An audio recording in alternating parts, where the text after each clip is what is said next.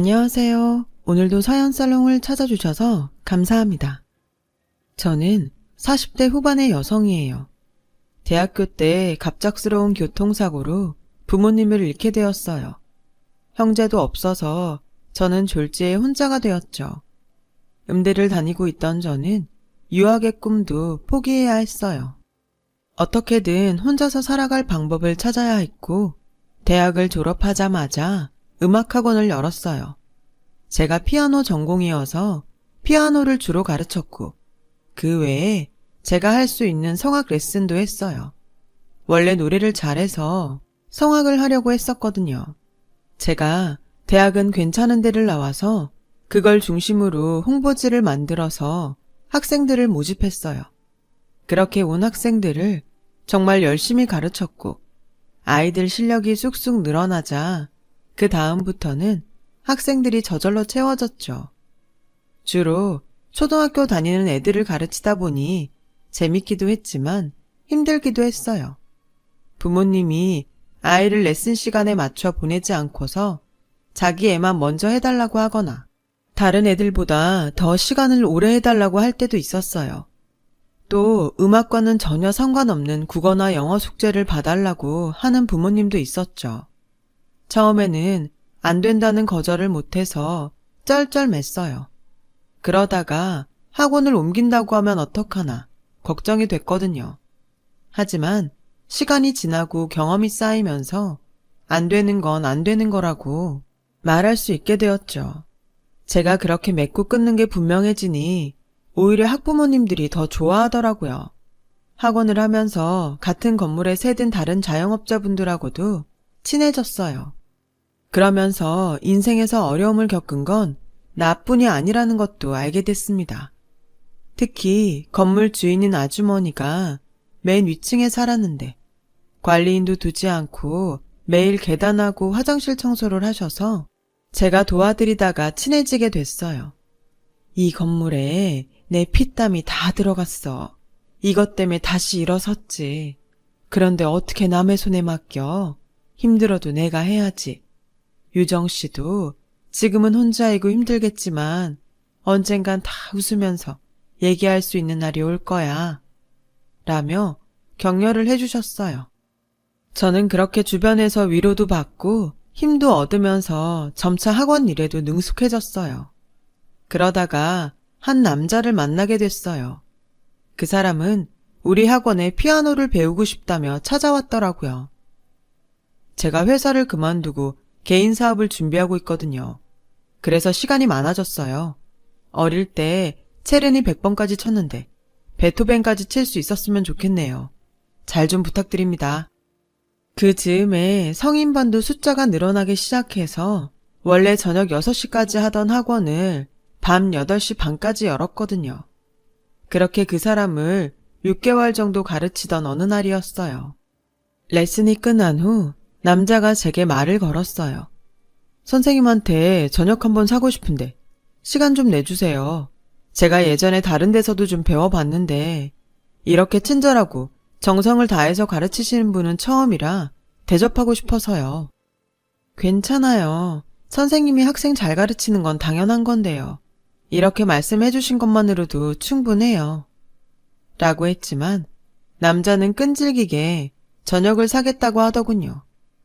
어쩔 수 없이 약속을 받아들였지만 좀 부담스러웠어요. 학생이라도 남자니까 누가 보고 이상한 소문이라도 내면 어쩌나 했거든요.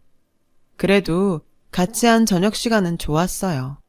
대화할 때도 크게 불편하지 않았고 남자는 제가 음악에 대해 이야기하면 굉장히 좋아하면서 재미있게 들어주었어요.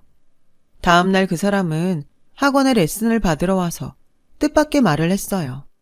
선생님, 아니, 임유정 씨랑 정식으로 만나고 싶어요. 이런 제 이야기가 갑작스럽게 느껴질 수도 있겠지만 저는 그동안 많이 생각했던 거예요. 제가 저녁 먹자고 한 것도 최대한 부담 안 주려고 그런 건데 절대 쉽게 이야기한 건 아니었어요. 라며 꽤나 진심 어린 마음을 표현했어요. 그래도 저는 생각할 시간이 필요했죠. 이런 고민을 건물 주인 아주머니한테 얘기했습니다. 다 큰 어른들이 좋으면 만나는 거지. 왜 고민을 해? 그 남자가 마음에 안 들어? 그건 아닌데 이제 겨우 제 생활이 안정됐는데 또 어수선해지는 거 아닌가 걱정이 돼서요.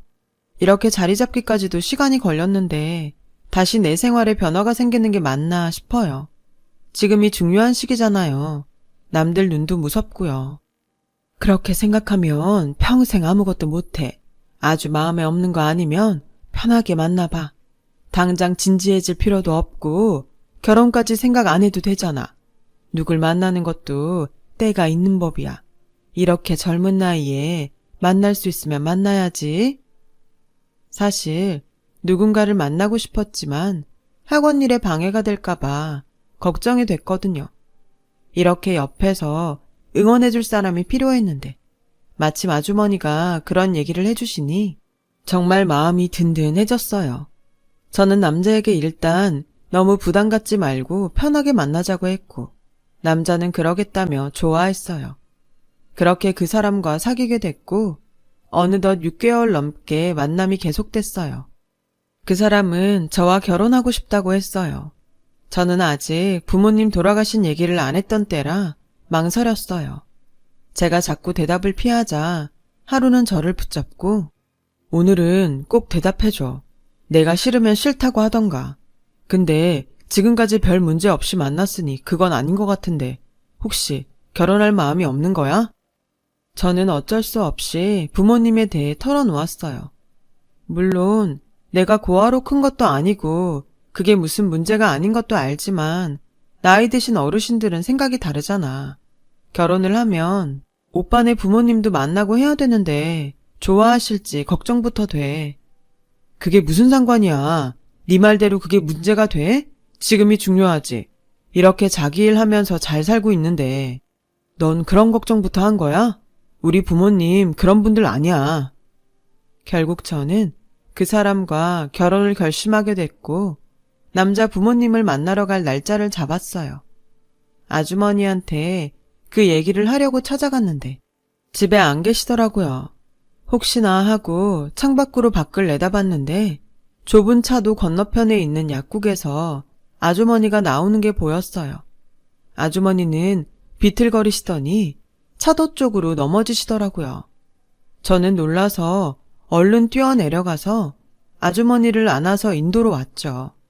아슬아슬하게 자동차가 저와 아주머니를 스치고 지나갔어요. 하마터면 아주머니가 차에 치일 뻔했던 거였어요. 저는 가슴이 두근거리고 소름이 쫙 끼쳤어요. 아주머니는 저에게 기대서 인상을 잔뜩 찌푸리며 가쁜 숨을 쉬셨어요. 얼른 119를 불러서 응급실로 갔더니 의사가 바로 아주머니를 어디론가 옮겼어요. 간호사는 저에게 가족이냐고 물었고 저는 아니라고 했죠. 지금 바로 수술 들어가야 되는데 가족 연락처 아세요? 아주머니는 오래전 남편이 돌아가셨고 하나뿐인 딸도 몇 년 전 사고로 세상을 떠났다고 했어요. 아주머니는 예전에 심장수술을 받으셨는데 그게 문제가 생긴 모양이었어요. 그래서 제가 수술 동의를 한 후 학원을 쉬고 수술실 앞에 있었죠. 6시간 정도 걸린 수술 끝에 아주머니는 다시 안정을 찾으셨어요. 의사는 수술이 잘 끝났다고 하더군요. 선생님 아니었으면 저분 큰일 날 뻔하셨어요. 정기검진을 안 오셔서 걱정했는데 오늘 큰일 하셨네요. 이따 깨어나실 거니까 보고 가세요. 저는 아주머니가 깰 때까지 병실에 있었어요. 심장수술 받으셨으면 정기적으로 병원을 다니셨어야죠. 그러다 큰일 나면 어쩌시려고요. 이제 저라도 챙길게요. 내가 정말 고마워서 어떡하지? 이 은혜를 어떻게 갚아? 은혜는 무슨 은혜요. 아줌마를 보면 엄마가 생각나서 좋단 말이에요. 그러니까 건강하세요. 알았어. 내가 앞으로 조심할게. 병원도 잘 다니고. 라며 제 손을 꼭 잡으셨어요. 그렇게 정신없이 한 주를 보내고 남자 집에 갈 날이 되었어요. 저는 너무 긴장해서 음식도 제대로 못 먹었어요. 학원 자리는 좋은 데에 잡았네. 건너편에 아파트 단지 있고 조금만 가면 초등학교 있고 시내랑 멀지 않아서 직장인들도 있고 한 달 수입은 대강 얼마나 돼? 라고 남자 어머니가 노골적으로 물어보자 남자는 엄마는 초면에 뭘 그런 걸 물어봐. 안 그래도 잔뜩 긴장해서 물도 제대로 못 마시는데. 넌 벌써부터 편드는 거야? 내가 못 물어볼 거 물어봤니?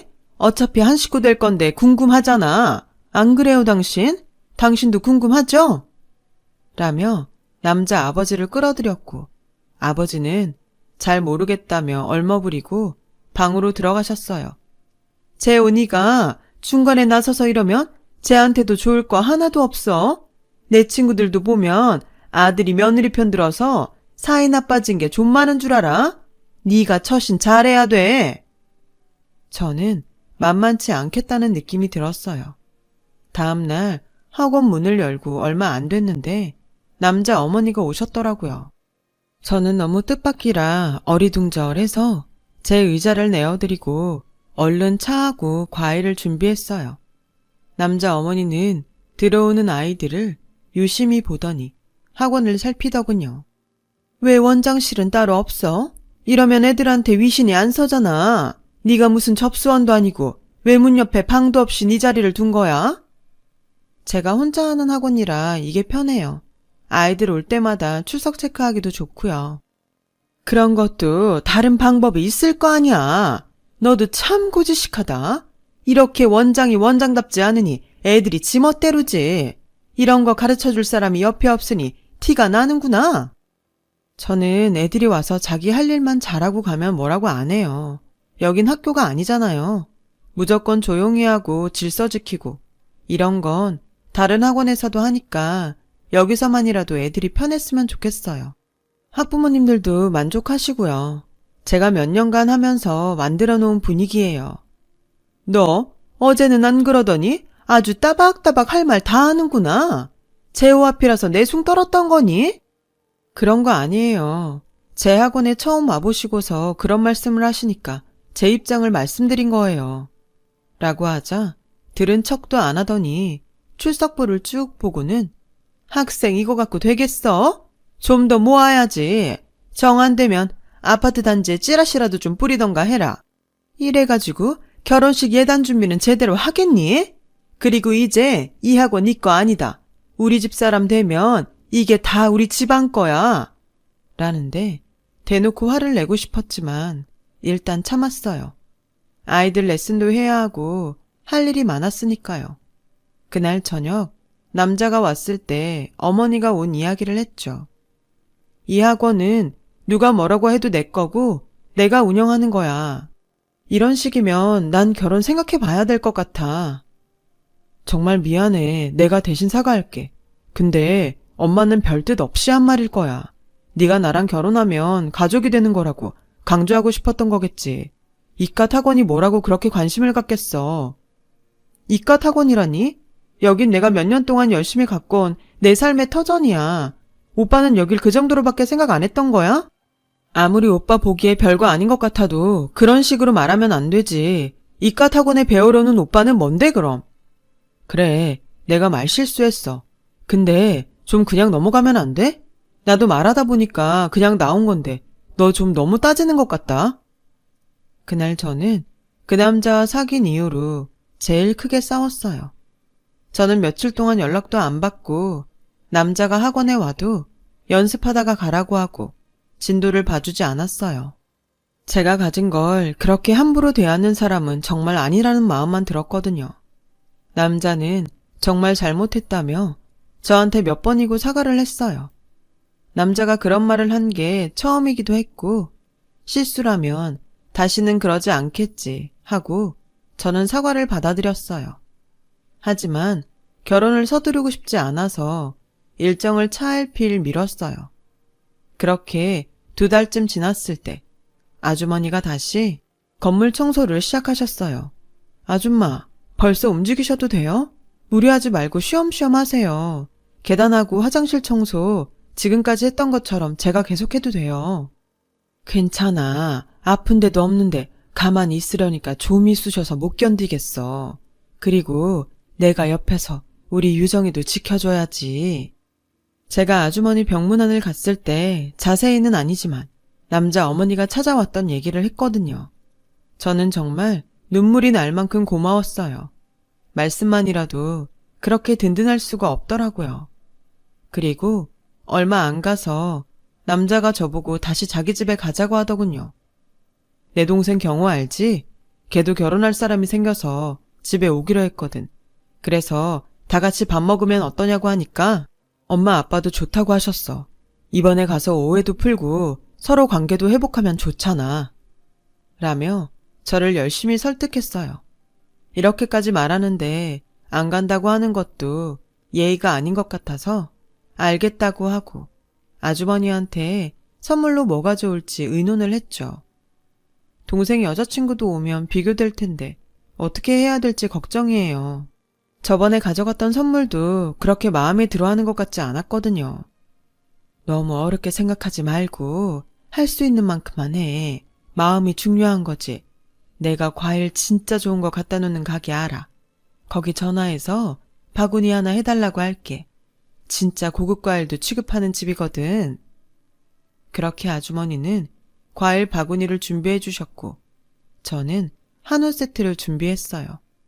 아주머니는 선물이라며 과일 바구니 값을 받지 않으셨어요. 인사 잘하고 와. 어땠는지 갔다 와서 얘기해줘. 저는 감사하다고 인사를 하고 선물을 소중히 들고서 남자 집에 갔어요. 남자는 현관에 나와서 반갑게 선물을 받았어요. 와, 이 과일 진짜 좋아 보인다. 어디서 샀어? 아주머니가 신경 써서 준비해 주신 거야. 아주머니? 아, 그 청소하시던 분? 하더니 좀 실망한 표정으로 식탁에 툭 내려놓더군요. 남자는 아주머니가 건물 주인인 걸 모르고 있어서 그런가 보다 했어요. 남자 부모님도 그 말을 들었는지 과일에는 관심도 없고 한우만 보셨어요. 마음이 좀 상해서 말이 없이 있는데 남자 동생과 여자친구가 왔어요. 남자 어머니는 호들갑을 떨면서 현관에 나가 그 여자를 맞이했어요.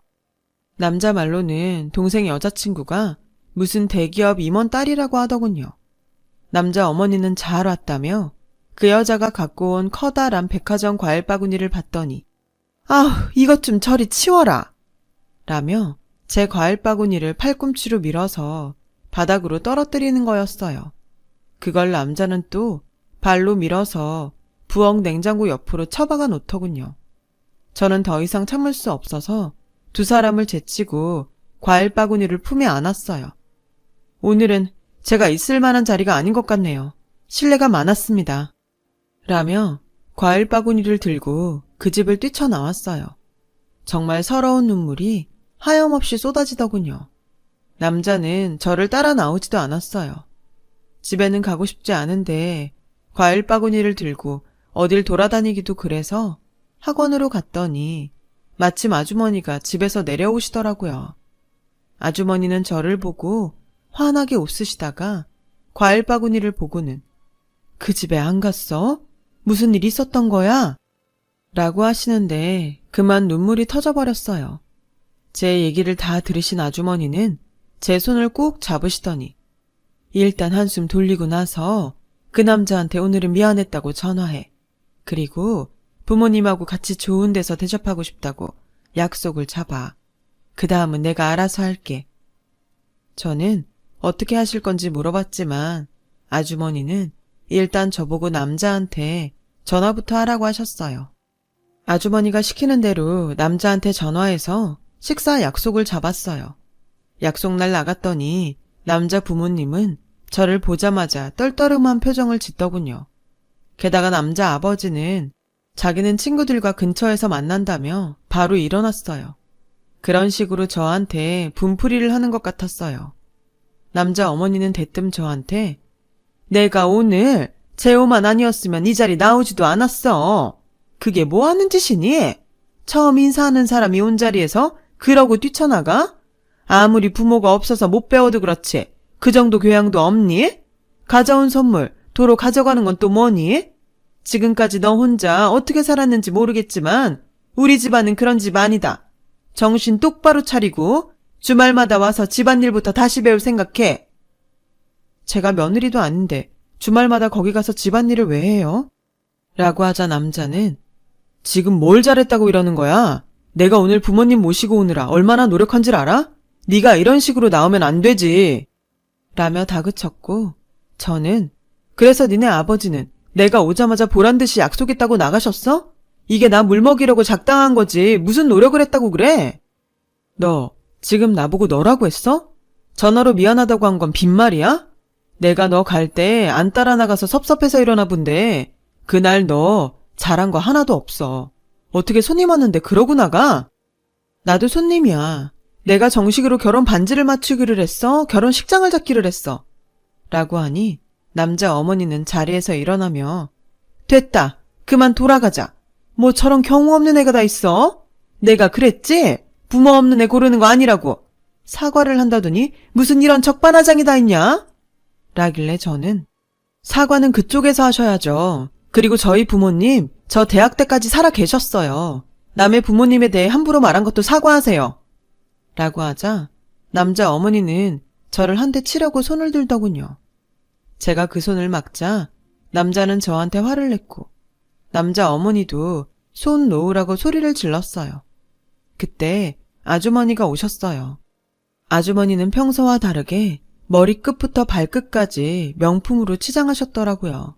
그 모습을 보고 남자는 놀라서 눈이 휘둥그레졌어요. 야, 너 미쳤어? 이런 자리에 저런 아주머니를 왜 데려와?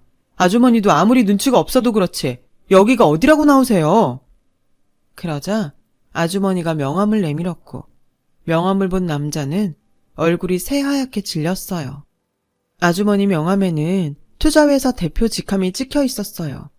사실 아주머니는 시내 중심에 큰 건물도 몇 채 갖고 있고 여러 곳에 투자를 하는 큰 손이었던 거예요. 게다가 남자가 투자를 받으려고 했던 것도 아주머니가 자금을 대주는 회사였던 거죠. 그걸 알고 남자는 아무 말도 못하고 손만 덜덜 떨더군요.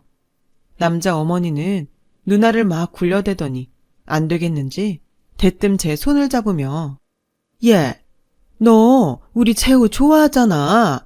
그래서 인사까지 하러 왔는데 이런 일로 헤어지거나 그럴 거 아니지? 우리 잘해볼 일만 남았잖아.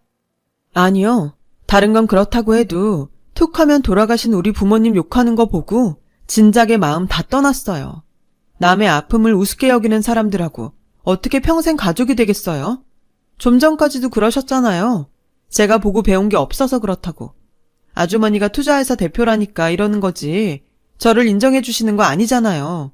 저는 그런 사람들 필요 없어요. 그리고 박재호, 너도 인생 똑바로 살아. 무슨 백화점이니 명품이니 이런 거에만 눈 뒤집지 말고. 내가 좀 알아봤는데 너 우리 학원 좀 잘 된다고 근처에 소문나서 나보고 사귀자고 한 거였다며? 네가 여기저기 우리 학원에 대해 수소문했다는 거 동네 사장님들이 다 얘기해줬어. 우리 학원처럼 작은 데에서 뭘 받아먹겠다고 저러나 했더니 니네 어머니가 운영하게 하고 나는 아주 월급 선생처럼 부려먹을 작정이었더라. 그래서 니네 엄마가 아주 자기 것처럼 간섭한 거지? 라며 아주머니와 나가려고 하자 남자 어머니는 저희를 붙잡고 사모님 제발 화 푸시고 저희가 큰 실수를 했어요. 죄송합니다. 잘못했습니다. 네, 저희가 정말 잘못했어요. 유정아, 정말 미안해. 내가 어리석었어. 라고 했지만 저와 아주머니는 두 사람을 뿌리치고 돌아왔어요. 남자는 몇 번이나 찾아와서 미안하다고 사과를 했지만 저는 받아주지 않았어요. 남자 어머니도 저한테 전화로 잘못했다고 사정하고 아주머니한테도 찾아와 몇 번이나 머리를 조아렸다고 하더군요. 그래도 아주머니는 받아주지 않으셨다고 해요. 남자는 아주머니한테 찍혀서 투자를 못 받아서 사업을 제대로 시작도 못했다더군요. 그렇게 한 차례 소란이 지나가고 몇 년 후에 저는 좋은 사람을 만나서 결혼했어요. 아들, 딸도 낳았고요. 그 애들이 벌써 중학생이네요.